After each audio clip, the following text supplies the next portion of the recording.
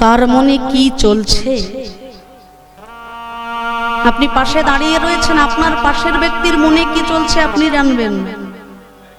কিন্তু এখানে যত যত ভক্ত, যত যত মানুষ আছে, এই বিশ্ব ব্রহ্মাণ্ডে যত যত জীব কুল আছে, সে মনুষ্য হোক, পশু পাখি হোক, দেবতা হোক, গন্ধর্ব হোক, অসুর হোক, সবার মনে কি চলছে পূর্ণ ব্রহ্ম ভগবানের কি তা অজানা থাকে গো? তাই প্রত্যেকটা দেবতার মনের মধ্যে কি চলছে সেটাও ভগবান জানলেন।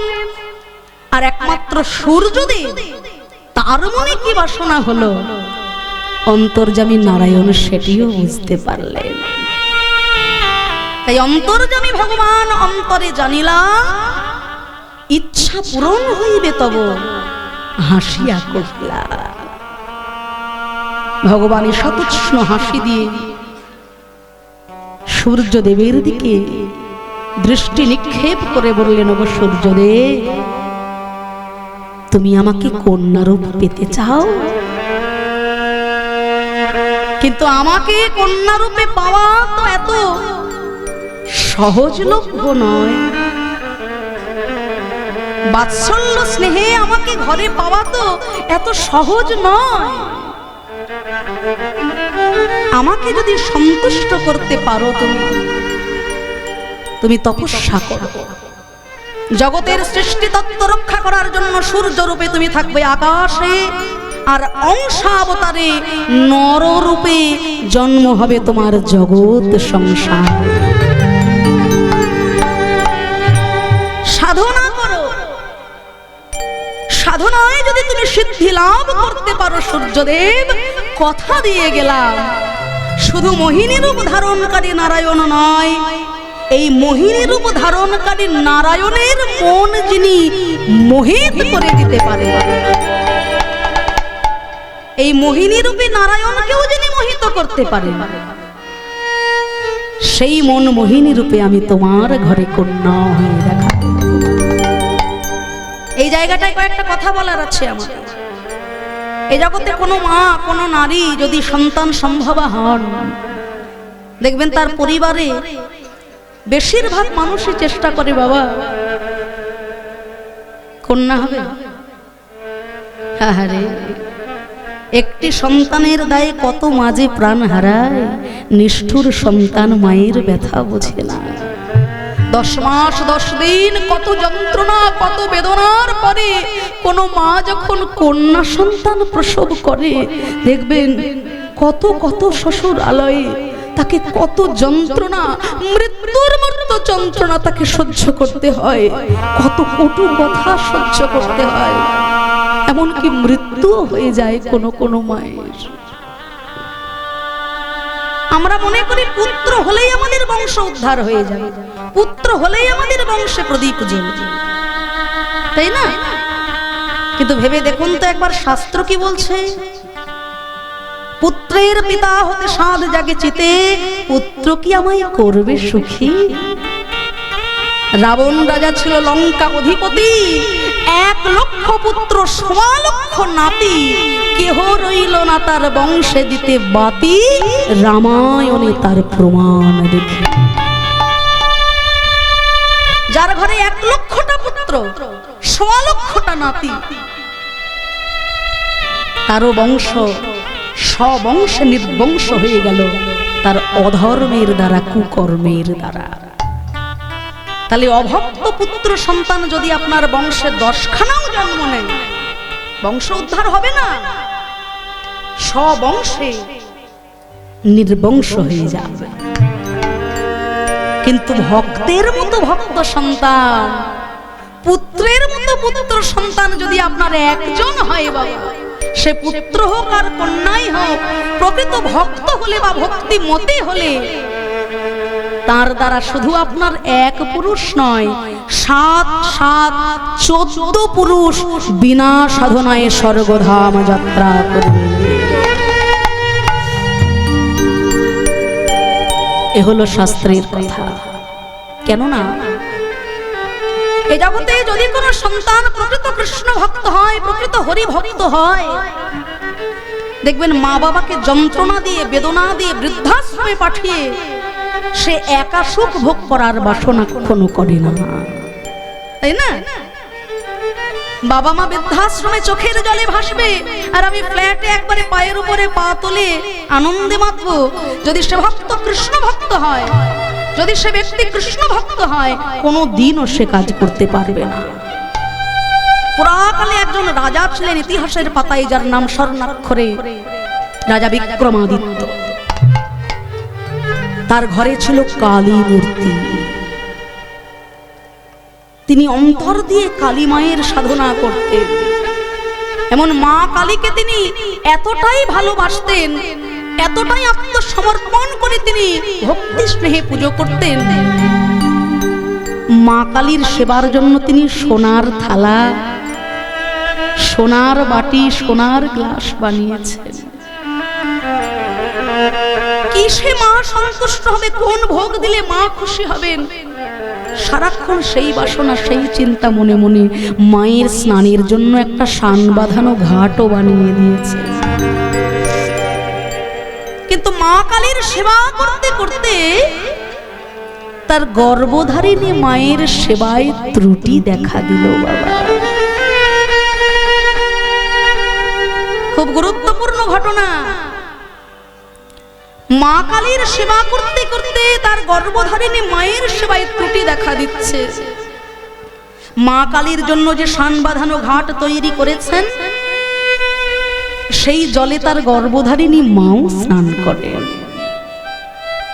তা একদিন দেখা গেল মধ্যরাত্রে যেন কোথা থেকে এসেছে দুইজন অপ্সরী সমান সমতুল্য, এত রূপবতী, তারা সোনার কলসিতে ওই শান বাঁধানো ঘাট থেকে জল ভরছে। রাজা চিন্তা করলেন, পরের দিন আমি ওই সিঁড়ির নিচে অন্ধকারে দাঁড়িয়ে থাকবো, বসে থাকবো, আর যখনই তারা জল ভরে নিয়ে যাবেন তাদের পা দুটো জড়িয়ে ধরবো, জিজ্ঞাসা করবো তারা কারা।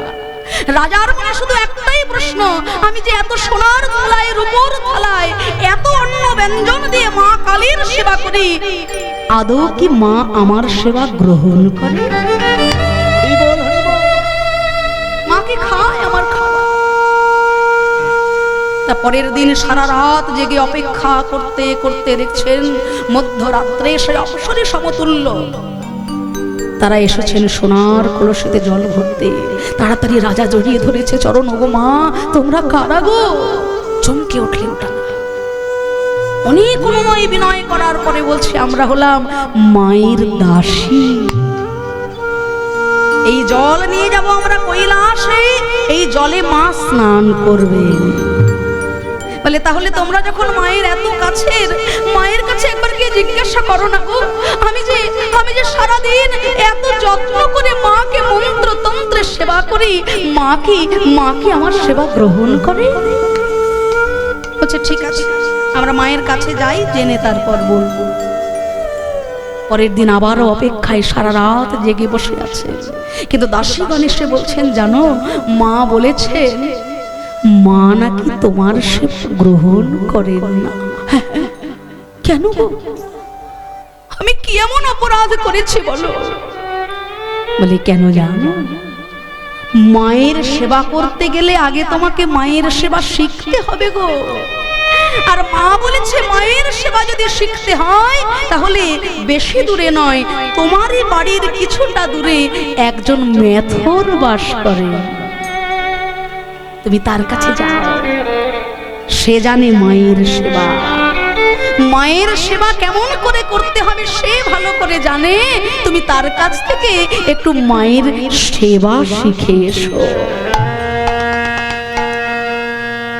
যথারীতি মনে দুঃখ নিয়ে রাজা ধীরে ধীরে চলেছেন ওই মেথরের গৃহে। মনে মনে ভাবছে, হয়তো আমার থেকেও অনেক বড় তার মন্দির, যে মন্দিরে মা রয়েছে। আমি দেখব কত কিছু দিয়ে তিনি মায়ের সেবা করেন, কত মন্ত্র দিয়ে তিনি মায়ের পূজা করেন। ও বাবা, গুটি গুটি পায়ে যেই না এগিয়ে গেলেন, দেখলেন জীর্ণ শীর্ণ একটা কুড়ে ঘর, ভগ্ন দশায় একটা কুড়ে ঘর। এখানে মন্দিরের কোনো লেশ পর্যন্ত নয়। ধীরে ধীরে রাজা এগিয়ে গিয়ে জিজ্ঞাসা করলেন, ওগো ভাই, আমি তোমার কাছে একটা অনুরোধ জানাতে এসেছি। সে তো চমকে উঠেছে, বলুন মহারাজ আপনি কি চান? আমার কি ক্ষমতা আছে আপনাকে দেওয়ার? শোনো ভাই, তুমি কেমন করে মায়ের সেবা করো সেই সেবা কি আজকে আমাকে শিখিয়ে দেবে ভাই? মেথর বললেন, বাবা আমি নিশ্চয়ই শেখাবো। ওই তো ভগ্ন দশায় যে সিংহাসনটা রয়েছে, এক্ষুনি আমার মা আসবেন ওখানে। আপনি এই আসনটায় বসুন। একটা ছেঁড়া আসন পেতে দিয়েছেন রাজাকে, আর মায়ের জন্য রেখেছে সিংহাসনটা। দেখা গেল তারই কুটিরের একটি দেওয়ালে রাধাকৃষ্ণের মূর্তি আছে ভগ্ন দশায়। সেই মূর্তির সম্মুখে একটু চিড়ে আর বাতাসা দিয়ে রেখেছেন প্রভুর সেবায়। রাজামশাইকে বসিয়ে তিনি তার ঘরের ভিতরে ছুটে গেলেন। আর কিছুক্ষণ পর তার গর্ভধারিণী মায়ের হাত ধরে ধরে তাকে বাইরে বের করে ওই সিংহাসনে বসিয়েছে। শুধু বসিয়েছেন তাই নয়, মায়ের সর্ব অঙ্গে গলা পচা কুষ্ঠ ব্যাধি হয়েছে। নিজ হাতে একটি কাপড় ভিজিয়ে ভিজিয়ে মায়ের সারা শরীরের ওই পচা গলা অংশগুলোই ওষুধ প্রলেপ করছেন, পোকাগুলোকে সরিয়ে দিচ্ছেন। আর তারপর মন্দিরে যে ভোগ, মূর্তিতে যে ভোগ ছিঁড়ে বাতাসা দিয়েছিলেন গোবিন্দ সেবায়, সেই প্রসাদ ওই চিড়ে আর বাতাসা জল মিশ্রিত করে মেখে মেখে নিজ গর্ভধারিণী মায়ের মুখে তুলে দিচ্ছে। বলছে, তুমি তো জানো তোমার অভাগা ছেলে আজকে সারাদিন কর্ম করে ভিক্ষার পরে এর থেকে বেশি কিছু আর জোগাড় হয়নি মা। তাই আজকে যা পেয়েছি তুমি সেটুকুই গ্রহণ করে নাও কষ্ট করে। তাই ওই চিড়ে আর বাতাসায় যাতে মুখে ব্যথা না লাগে, তাই তাতে একটু জল মিশিয়ে নরম করে গর্ভধারিণী মায়ের মুখে তুলে দিচ্ছেন ওই মেথর। ওদিকে রাজা আসনে বসে বসে তার অন্তর দৃষ্টিতে দেখতে পেল কি জানো না, গর্ভধারিণী মায়ের মুখে যে চিড়ে প্রসাদটা তুলে দিচ্ছে, মায়ের মুখ থেকে একটা দুটো করে চিড়ে মাটিতে পড়ছে। আর সেই চিড়ে প্রসাদ জগৎ জননী মা এসে কুড়িয়ে কুড়িয়ে সেবা করছে। হরি হরি বল।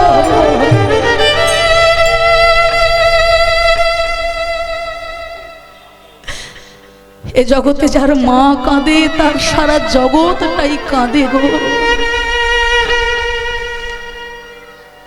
জীবন্ত প্রতিমা গর্ভধারিণী মা, জীবন্ত দেবতা, জন্মদাতা পিতা, তাকে যদি খুশি করা যায়, কষ্ট করে বৃন্দাবন যেতে হয় না, কষ্ট করে কাশীধাম যেতে হয় না, বৃন্দাবন তার নিজের বাড়িটাই তৈরি হয়ে যায়। কি অপূর্ব দৃষ্টান্ত! সোনার থালায় রূপোর থালায় এত অন্ন ব্যঞ্জন ভোগ দিয়েও, এত হাজারো মন্ত্র বলেও যে মা ভবতারিণীকে, যে মা কালীকে সন্তুষ্ট করা গেল না, ভক্তি ভরে গর্ভধারিণী মাকে সেবা দিয়ে সন্তুষ্ট করা গেল জগৎ জননী মাকে। রাজা বুঝতে পারলো, আর দেরি করলো না, ছুটতে ছুটতে ঘরে এসে নিজ গর্ভধারিণী মায়ের দুটো চরণ জড়িয়ে ধরেছে। রাজা কেঁদে কেঁদে বলে, ওগো মা গো,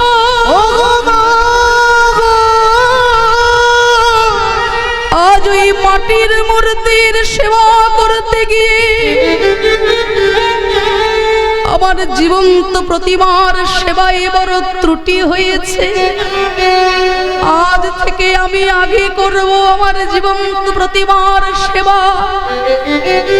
জীবন্ত প্রতিমা যদি আমার খুশি হয়, মন্দিরের ওই মাটির প্রতিমার মুখে আপনায় আপনি হাসি ফুটবে। তাই ওগো আমার গর্ভধারিণী মা, আমি বড় অপরাধ করেছি মাগো, বলে এইবারে আমায় ক্ষমা করো, বলে এইবার আমি অপরাধ করেছি বড়, এইবার আমায় ক্ষমা করো। করেছি বড়, এইবারে আমায় ক্ষমা করো। এইবার আমায় ক্ষমা করো। এইবার আমায় ক্ষমা করো।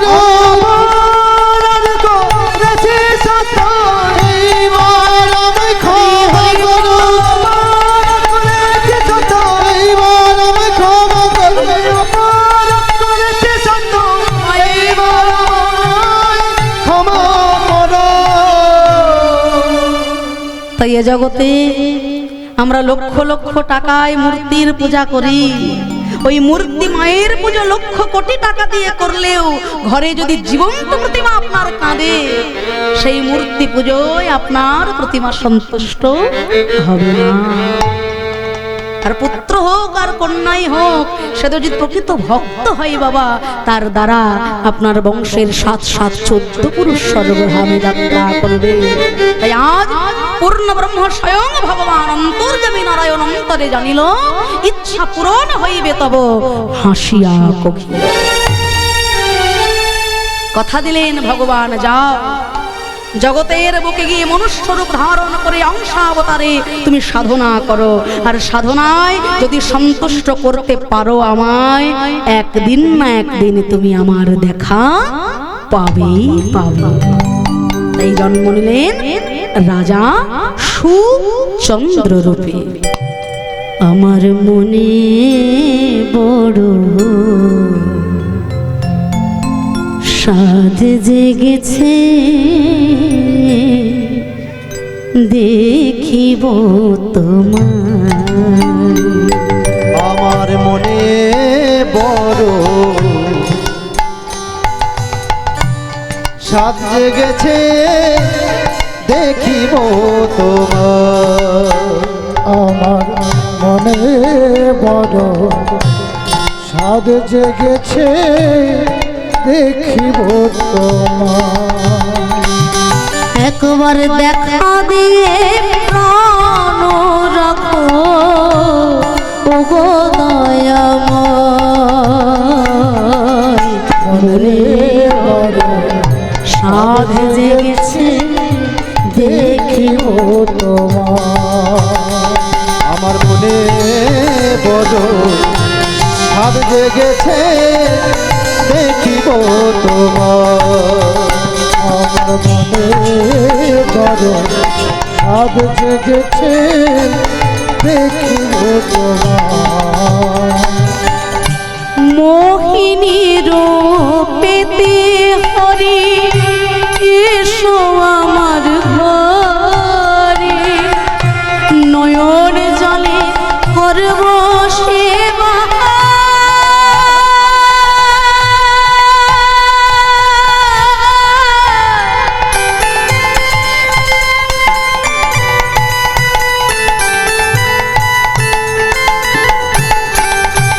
ওগো ভগবান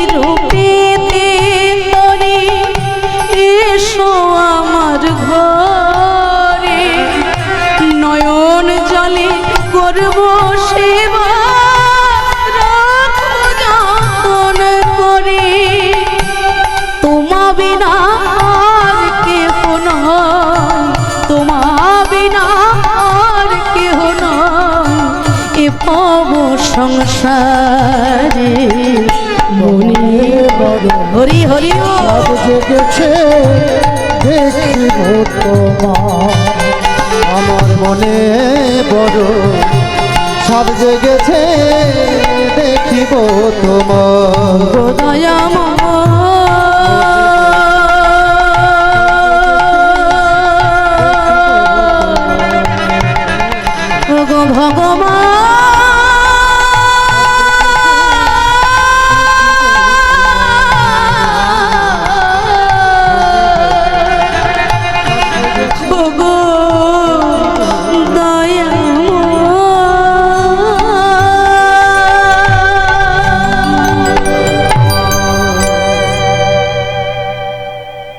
রাজর্ষিচন্দ্র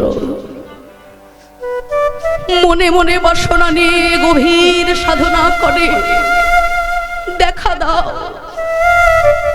হে মোহিনী রূপ ধারণকারী নারায়ণ, একবার দেখা দাও। তুমি তো কথা দিয়েছিলে, তুমি তো কথা দিয়েছিলে সাধনায় যদি তোমায় সন্তুষ্ট করতে পারি তুমি একদিন আসবে আমার ঘরে। আর কত ডাকবো তোমায় দয়াময়। তপস্যা করতে করতে সাধনা করতে করতে দেহ জীর্ণ শীর্ণ মলিন হয়ে গেল। দেখতে দেখতে বহুদিন কেটে গেল। জীর্ণ শীর্ণ দশায় সাধনা করতে করতে রাজর্ষিচন্দ্রের একদিন ভবলীলা সাঙ্গ হয়ে এই দেহ বিনাশ হলো।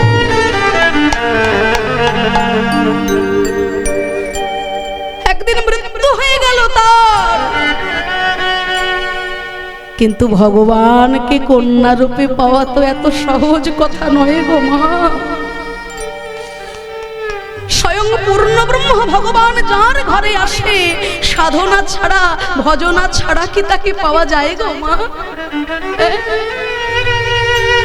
আজকে ধরা দেবী তার ঘরে যখন অতিথি রূপে নারায়ণ এসেছিলেন, আমাদের সনাতন শাস্ত্রে কোনো মানুষ বাড়িতে এলে তার সেবা করাটা, তাকে যথাযোগ্য সম্মান দেওয়াটা আমাদের সনাতন শাস্ত্র শেখায়। আজকে ধরা মা অত্যন্ত দারিদ্রতা, তার বাড়িতে অতিথি এসেছে, কোথায় খেতে দেবে কি বসতে দেবে কোনো জায়গা নাই, কিন্তু দুপুর বেলা সেবা তো দিতে হবে। মুদি দোকানের কাছে গিয়ে বলছে, গো মুদি তুমি আমাকে এক মুষ্টি তন্দুল দাও না মুদি, আমার বাড়িতে আজকে অতিথি অভুক্ত, আমি তার সেবা দেব। ছলনা করে বললেন, আমাকে স্তন কর্তন করে দাও, তবে তো আমি তোমায় দেব। ধরামা বললেন, বেশ। এ জগতে একজন নারীর স্তনধারায় মাত্র দুই জনের অধিকার, এক হলো তার স্বামী আর এক হলো তার সন্তান। তাই স্বামীর জায়গা তো আমি একজনকেই দিয়েছি, আর দ্বিতীয় কাউকে দিতে পারবো না। তবে আমি সন্তান রূপে তোমাকে স্তন কর্তন করে দেব বাবা। কি পরীক্ষা একটু ভেবে দেখুন, কে যে কখন কোন রূপে আপনার দুয়ারে আসছে, দূর দূর করে তাড়িয়ে দিচ্ছে, তোলা রইল উপরওয়ালার কাছে। মানুষ তো দূরের কথা, কুকুর বিড়ালও যদি বাড়ির সামনে আসে তাকে ব্যথা দিতে নেই, যন্ত্রণা দিতে নেই, অভুক্ত করে ফেরাতে নেই। তাই মুদি দোকানের কাছে নিজ স্তন কর্তন করে বন্ধক রেখে মাতা ধরা দেবী যখন তন্দুল আনলেন, সেই তন্দুল নিজ হাতে রন্ধন করে অতিথিরূপী নারায়ণকে সেবা দেওয়ার জন্য তিনি ছেঁড়া আসনটা পেতে দিয়েছেন। আর আসন পেতে দেওয়ার পর যখন ভগবান বসলেন, ধরা মা আমার ওই তন্দুল রন্ধন করে মাথায় করে দিয়েছে। আর মায়ের তো তখন বুকে বড় ব্যথা। যে জায়গাটা কেটে তিনি দান করেছেন মুদি দোকানিকে, সেই কেটে যাওয়া জায়গাটা থেকে এক বিন্দু রক্ত পড়ে গেল মাটিতে। চমকে উঠলেন প্রভু। ছদ্মবেশে অতিথি রূপে নারায়ণ বললেন, সে কি মা, অতিথি হইলে অসুচি হইলে নারী সেবা দিতে নাই, সে কথা কি কখনো তুমি শোনো নাই? ধরা মা আমার বুকে পাষাণ রেখে চেপে বলছেন, গো বাবা, আমি অসুচি নই বাবা, আমি অপবিত্র নই। আজকে অতিথি সেবা করব বলে মুদি দোকানিকে নিজ স্তন কর্তন করে আমি বন্ধক দিয়ে এসেছি তন্দুল এনে তোমার সেবা দেব বলে। সঙ্গে সঙ্গে ভক্তবৎসল ভগবান আর অতিথি রূপে থাকতে পারলেন না। তাড়াতাড়ি ভগবান নিজ মূর্তি ধারণ করে ওই ধরা মাকে বক্ষ যুগলের মধ্যে জড়িয়ে ধরে বলছেন, গো মা, এ জগতে সোনার থালায় রূপোর থালায় কত অন্ন ব্যঞ্জন দিয়ে সবাই তোমাকে কত সেবা করে মা, কিন্তু তোমার মতো এরকম অঙ্গ কেটে সেবা কজন করতে পারে গো মা? তাই আজকে যে স্তন কর্তন করে তুমি আমার সেবা দিলে, আজকে কথা দিলাম আগত জন্মে তোমার সেই স্তন ক্ষীর পান করে তোমার গোপাল হয়ে তোমারই ছত্র ছায়ায় আমি বৃন্দাবনে বড় হব, তুমি হবে আমার সেই যশোদা মাতা।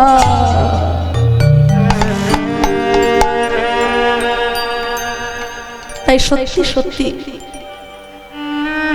সনাতন শাস্ত্রে অতিথি সেবা হলো একটি বিশেষ ধর্ম। আজ আপনাদের আশীর্বাদ মাথায় নিয়ে আমার 5 বছর বয়স থেকে এই হরি ভজনের পথে আসা। সেই ছোট্টবেলা থেকে বাবার হাতটা ধরে যখন গ্রামে গ্রামে কীর্তন করতে যেতাম, যখন ওই গানের গাড়িটা ঢুকতো গ্রামের পথে, প্রায় 50-100টা মানুষ রাস্তার দুই ধারে দাঁড়াতো, একটা দল আসছে কলকাতা থেকে দেখবে বলে। সেদিন আজকে না, এখন ঘরে ঘরে কীর্তনের দল, তখন দলও বেশি ছিল না। একটা দলকে দেখার জন্য 50-100টা মানুষ রাস্তার দুই ধারে দাঁড়িয়ে থাকতো। আর যে যে বাড়িতে যেতাম বাবার হাত ধরে, তাদের যে কি আপ্যায়ন, কি সেবা। কখনো কখনো দেখা যাচ্ছে তারা ঘটিতে জল দিয়ে চরণ ধুইয়ে দিচ্ছে, আবার শুকনো গামছা দিয়ে পা দুটো মুছিয়ে দিচ্ছে।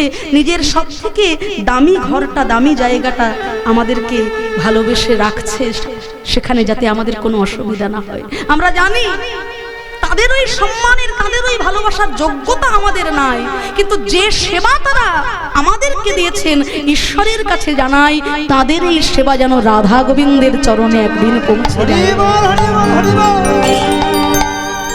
আর এর সঙ্গে এটাও না বলে পারলাম না, আজকে যে কমিটির ভক্তবৃন্দের কাছে আমরা এসেছি এই হরি সংকীর্তন বাসরে, সত্যি তাদের এত অতুলনীয় ব্যবহার, এত সুন্দর আপ্যায়ন, এত আন্তরিকতা, তাদের এই ভালোবাসা পাওয়ার যোগ্যতা হয়তো আমাদের নেই, কিন্তু আমি ভগবানের কাছে প্রার্থনা করি তাদের এই ভালোবাসা, এই আপ্যায়ন, এই সেবা যেন আমার রাধা গোবিন্দের চরণ পৌঁছে যায় বাবা। তাই ভগবানকে সন্তান রূপে পাওয়া এত সহজ নয়। একটা জন্ম ধরে শুধু তিনি সাধনা করে গেলেন, জীর্ণ শীর্ণ দেহে তার মৃত্যুও হয়ে গেল। তিনি ছিলেন রাজা সুচন্দ্র, পরবর্তীকালে আবার তিনি সাধনা করার জন্য জন্মগ্রহণ করলেন। নাম হলো তার বৃষভানু রাজা। আর বৃষভানু রাজা রূপে যখন জন্মগ্রহণ করলেন, এবার আর নারায়ণের তপস্যা করছেন না, এবার তপস্যা করছেন সৃষ্টিপতি ব্রহ্মার তপস্যা। ব্রহ্মাজির তপস্যা করতে করতে ব্রহ্মা যখন সন্তুষ্ট হলেন, ব্রহ্মা বললেন, বলো তুমি কি চাও আমার কাছে? তখন বৃষভানু রাজা বললেন, শোনো, আমি কি চাই জানো? আমি তোমার কাছে কিছু চাইবো না, আমি তোমার কাছে যদি কিছু জাগতিক বস্তু চাই তাহলে তো তা আমাকে জগতেই ফেলে রেখে যেতে হবে। হ্যাঁ, আমি যার কাছে চাইবো আমার তার কাছে আগে থেকেই চাওয়া আছে, কিন্তু আমার মনে হয় তিনি হয়তো আমার কথা ভুলে গিয়েছে। তাই আজকে তো আমি সেখানে যেতে পারছি না, তোমার তো সেখানে অবাধ বিচরণ, তুমি শুধু একবার তার কাছে গিয়ে তাকে মনে করিয়ে দাও তিনি কি আমার কথা ভুলে গেছেন। বলি কে তিনি? বলে তিনি হলেন মোহিনী রূপ ধারণকারী স্বয়ং নারায়ণ। তাকে কন্যা রূপে পাবার বাসনা করেছিলাম আমি। সে কি কথা, কন্যা রূপে পাবার বাসনা করেছিলে তুমি? তাহলে তুমি কে? সত্যি করে বলো তুমি কে? বললেন আমি স্বয়ং সূর্যদেব, অংশাবতারে জন্ম হয়েছে মোহিনী রূপী নারায়ণকে আমি কন্যা রূপে পাবো বলে সৃষ্টিকর্তা ব্রহ্মা তখন করজোর করে বলছে, ওগো রাজন, আজকে কি অপরাধ করেছি গো আমি? সেই দিন আমারও মনে যদি এই বাসনা জাগতো আমিও হয়তো নারায়ণকে কন্যা রূপে পেতাম। তবে তোমার সংবাদ নিয়ে বৈকুণ্ঠে আমি গেলেও আমি আবার আসবো এই বৃন্দাবন মাঝে। ওই মোহিনী রূপ ধারণ করে নারায়ণকে একটা বাড়ির জন্য দর্শন করার তরে এই বৃন্দাবনে আমি পর্বত রূপে সাধনা করে যাব। আর সেই দিন তুমি যেন নিজ গুণে কৃপা করে আমায় হরি ভজন শিখায়ে দিও, হরি হরি শিখায়ে দিও, হরি ভজন শিখায়ে দিও। আমি আর যে কিছু চাই না রাজন, হরি ভজন শিখায়ে দিও। আর তো কিছু চাই না হে জন, আমার তবেই জনম ধন্য হবে। তো কিছু চাই না হে জন, মানব জনম ধন্য হবে।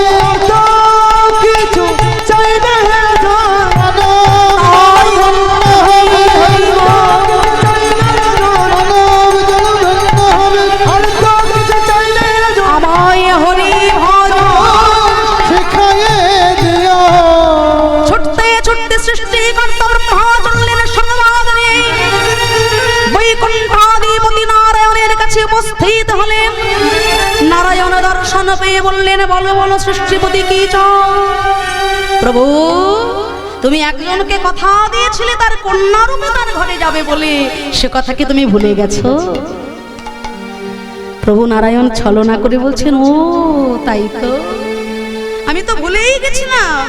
মোহিনী রূপ ধারণকারী নারায়ণেরও মন যিনি মোহিত করতে পারেন সেই পরমা প্রকৃতি রূপে আমি যাব তার ঘরে। বেশ, তুমি তাকে বলে দাও আমি অচিরেই তার ঘরে গিয়ে দর্শন দেব কন্যা রূপে। ব্রহ্মাজিকে তো বিদায় দিলেন, কিন্তু ভগবানের মনে মনে বাসনা জাগলো, এবার আমি কি করতে পারি? মোহিনী রূপে নারায়ণকেও যিনি মোহিত করতে পারেন সেই রূপে আমাকে কন্যা রূপে যেতে হবে রাজার ঘরে।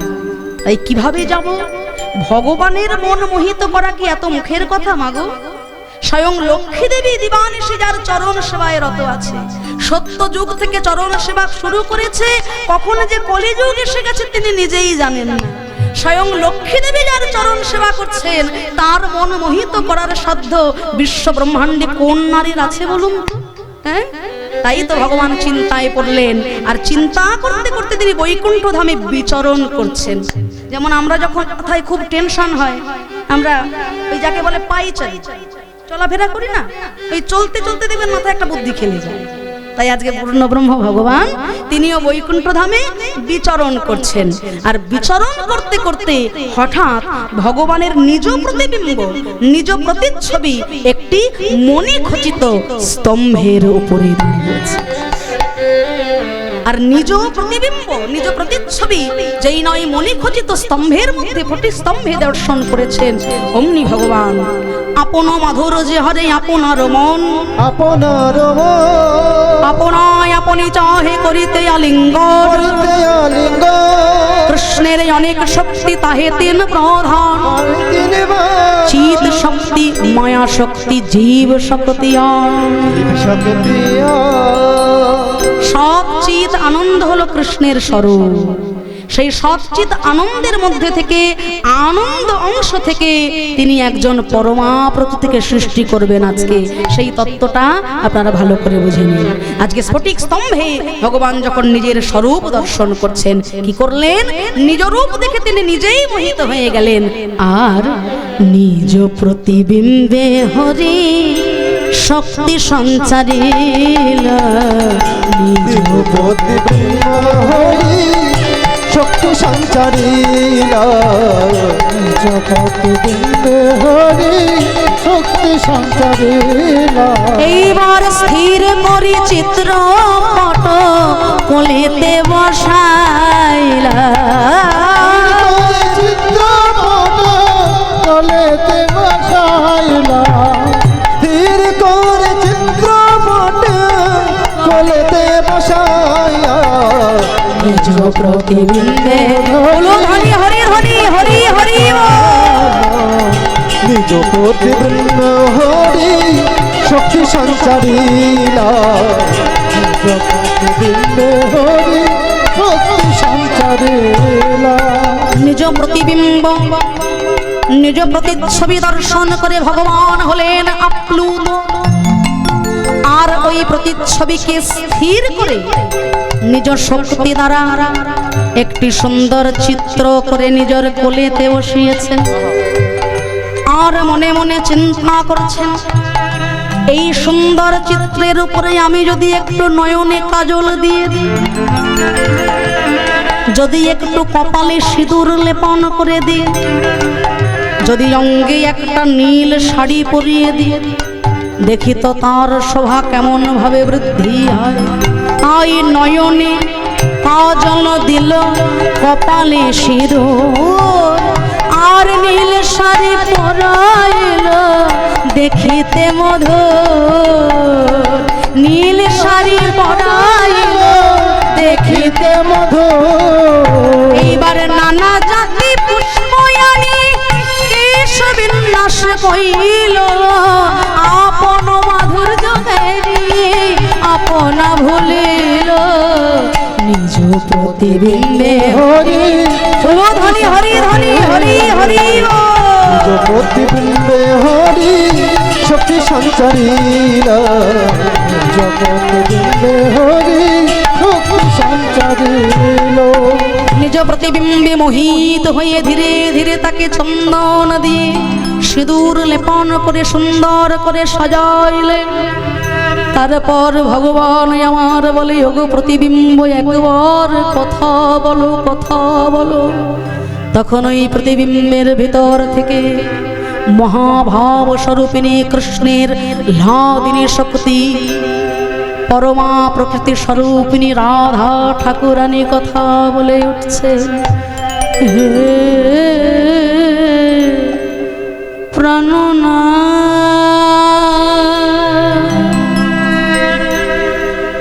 নিজ দাসী জ্ঞানে, হরি হরি বল। রেখো শ্রী চরণে, ও অন্তর নিজ দাসে জ্ঞানে রেখো চরণে, ওগো অন্তর যাবে। আমার জীবন মরণে জন্মে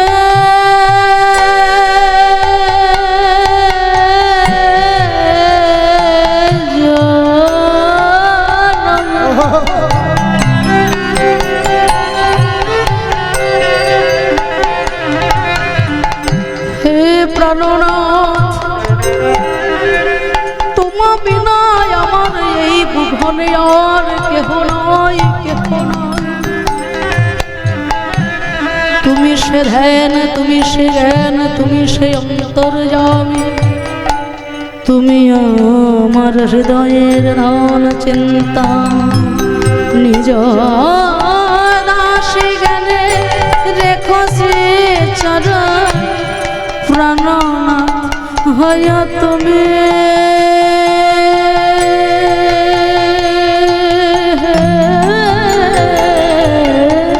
নিজ দাসে গেলে হরি হরি ওগো অন্তর জানে আমায় নিজ দাসী জ্ঞানে রেখসি চরণে ওগো অন্তর জানে বধূ তুমি তো আমার সকলি বধূ তুমি তো ওগো সকলি জানো তোমায় বলি কত বোঝাবো বলো তুমি তো আমার সকলি জানো বলে কত বোঝাবো বলো ওগো তুমি সেই আমার সর্বস্ব বলে কত বোঝাবো বলো তুমি তো আমার সর্বস্ব বলে কত বোঝাবো বলো